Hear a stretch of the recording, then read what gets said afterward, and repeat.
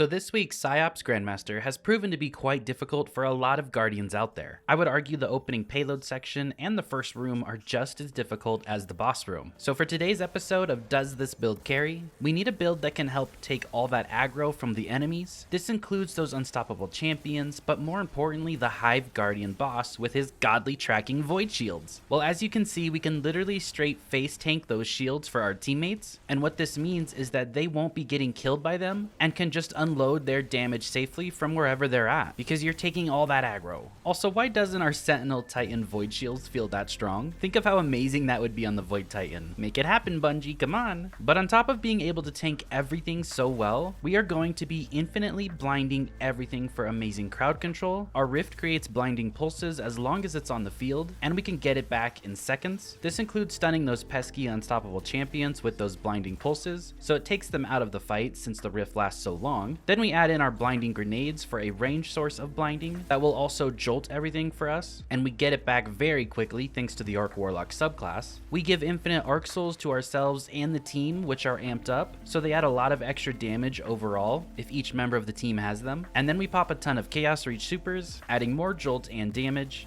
And then we use our hard-hitting heavy weapon to dish out great damage and apply Scorch and Ignition. Oh, and we still apply Unravel to everything and pop out a ton of Threadlings for more crowd control and damage. Sorry for the long intro, but I wanted you to understand what this build brings and how truly great it can be if used properly. You are that Guardian on the front line, tanking everything for your two teammates, and in the LFG world, this makes things much easier because they're not getting ricocheted and killed by those shields over and over. Now for our subclass, we take Arc Soul. We get those infinite Arc Souls to you and your fire team, and your Rift charges faster when the allies are near you, and then while amplified, your Arc Souls are supercharged and gain increased fire rate. Our second aspect is Electrostatic Mind. Collecting an Ionic Trace makes you amplified, so we're always amplified for those enhanced Arc Souls, and then defeating targets with Arc abilities or defeating jolted or blinded targets creates an Ionic Trace. You're going to be creating so many Ionic Traces that it just feeds those abilities. For the grenade, we do take Flashbang Grenade or the Blinding Grenade. It's an explosive grenade that damages and blinds nearby targets. And remember, blinding stuns unstoppable champions. So our Rift is going to be able to blind, our grenade is going to be able to blind, and our weapon as well. I do like Ball Lightning here for a ranged melee, and then of course you want to take Healing Rift in endgame content. I do like Chaos Reach, it's just a range super, and it also adds the jolting effect to targets. And it can stun overload champions as well. For your fragments, we take Spark of Shock. Your arc grenades jolt targets. Again, this can stun overload champions, but since we're using flashbang grenades, they can stun unstoppables as well. We also take Spark of Beacons while you are amplified,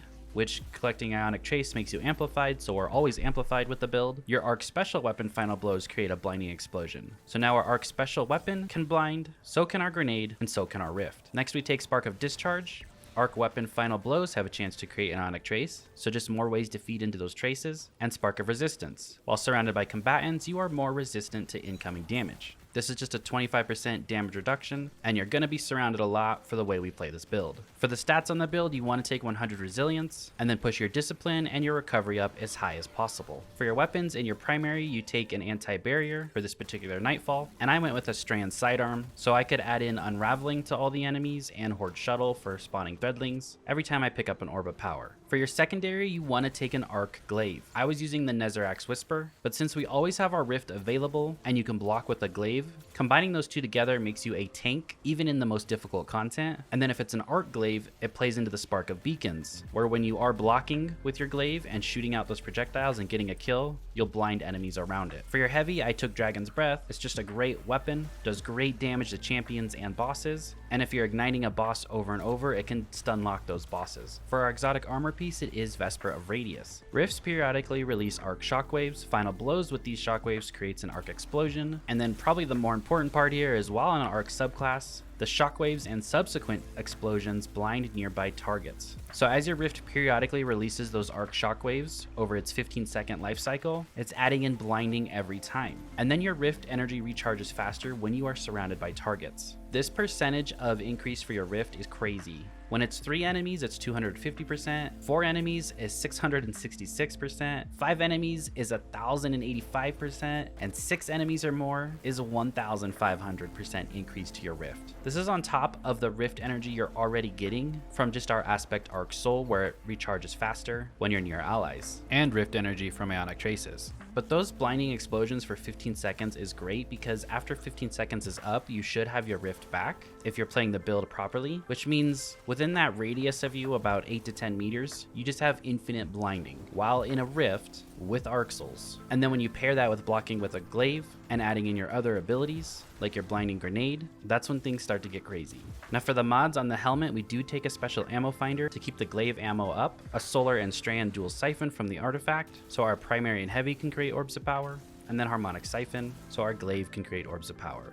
On the gauntlets, you take firepower, so your grenade final blows create an orb of power, and bolstering detonation grants class ability energy when you cause damage with a grenade, just to make sure we have that class ability all the time. Your chest piece is your damage reduction, so match whatever activity you're doing. On the boots, I have Absolution, Innervation for ability regen when picking up an orb of power, and then recuperation, replenish health each time you pick up an orb of power. On the class item, we take Reaper, so every 10 seconds we can spawn an orb of power with our weapon after dropping a rift. Since we're dropping so many rifts, you should be activating this almost every 10 seconds or so, which then just creates that one orb to feed those unraveling orbs and Horde Shuttle, and to feed your abilities with Innervation and Absolution. I also take a Bomber mod here for grenade energy when we cast that rift, which we're doing all the time, and a special finisher. So when we do get up to 3 armor charges and we finish something, we create special ammo for ourselves and our fire team, just to keep our ammo up in that glaive. The build is very simple. It's move forward, drop your rift, hold block with your glaive, and shoot with your glaive. When everything is blinded around you, you can switch to your primary, pick up an orb of power,